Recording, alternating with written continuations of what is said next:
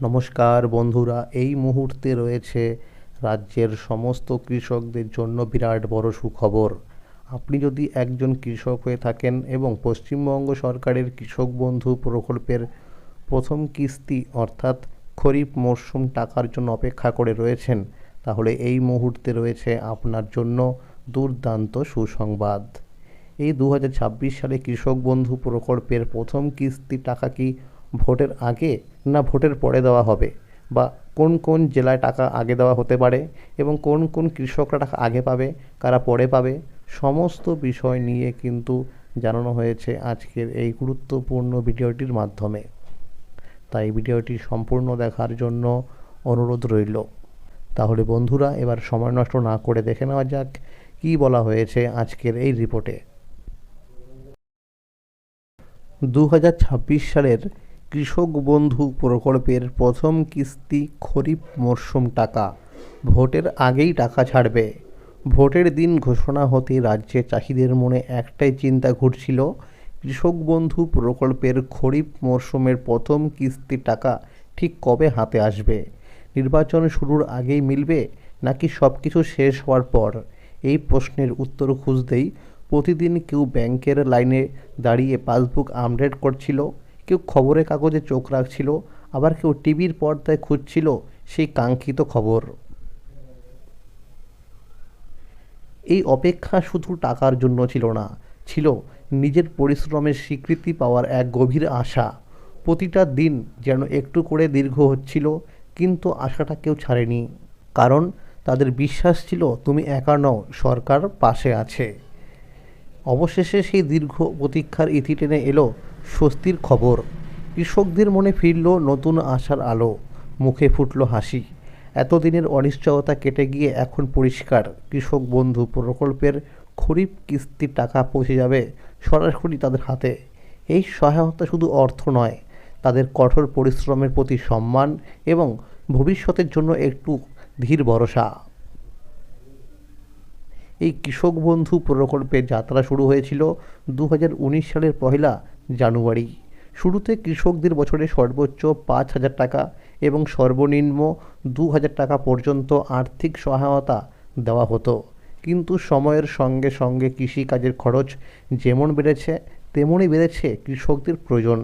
সেই বাস্তবতাকে গুরুত্ব দিয়েই 2021 সালের 17 জুন চালু হয় কৃষক বন্ধু নতুন প্রকল্প। এই নতুন ব্যবস্থায় কৃষকদের জমির পরিমাণ অনুযায়ী আর্থিক সহায়তা দেওয়া হয়। যাদের জমি 1 একর বা তার বেশি রয়েছে, তারা বছরে পান মোট 10,000 টাকা করে, আর যাদের জমি 1 একরের কম, তাদের জন্য বছরে রয়েছে মোট 4,000 টাকা করে। এই অর্থ বছরে 2 কিস্তিতে দেওয়া হয়। প্রথম কিস্তি এপ্রিল থেকে সেপ্টেম্বরের মধ্যে, যা খরিফ মরশুমের জন্য, এবং দ্বিতীয় কিস্তি অক্টোবর থেকে মার্চের মধ্যে, যা রবি মরশুমের জন্য প্রদান করা হয়। তবে এই প্রকল্পের সবচেয়ে মানবিক দিকটি হলো এর জীবন বীমা সুবিধা। যদি কোনো কৃষক যার বয়স 18 থেকে 60 বছরের মধ্যে মারা গেলে, তার পরিবারকে এককালীন 2 লক্ষ টাকার আর্থিক সহায়তা দেওয়া হয়। চলুন বন্ধুরা, এবার দেখে নেওয়া যাক যে এই কৃষক বন্ধু প্রকল্পের প্রথম কিস্তি খরিফ মরশুম টাকা ঠিক কবে কবে দেওয়া হয়েছিল। তো গত কয়েক বছরের দিকে তাকালে দেখা যায় কৃষক বন্ধু প্রকল্পের প্রথম কিস্তির টাকা বিভিন্ন বছরে বিভিন্ন সময়ে কৃষকদের অ্যাকাউন্টে ঢুকেছে। 2021 সালে টাকা দেওয়া হয়েছিল 17 জুন, 2022 সালে 27 জুন, 2023 সালে ভোটের কারণে অনেক আগেই 26 এপ্রিল, 2024 সালে 12 জুন, 2025 সালে 29 জুলাই কৃষকদের ব্যাংক অ্যাকাউন্টে টাকা পৌঁছেছিল। চলতি 2026 সালে পশ্চিমবঙ্গে বিধানসভা নির্বাচন রয়েছে। গত 15 মার্চ নির্বাচনের দিনক্ষণ ঘোষণা হয়েছে। এপ্রিল মাসের 23 ও 29 তারিখে বিধানসভা নির্বাচন রয়েছে। সূত্র মারফত জানা যাচ্ছে, বিধানসভা নির্বাচনের আগেই কৃষক বন্ধু প্রকল্পের প্রথম কিস্তির টাকা দেওয়া হতে পারে।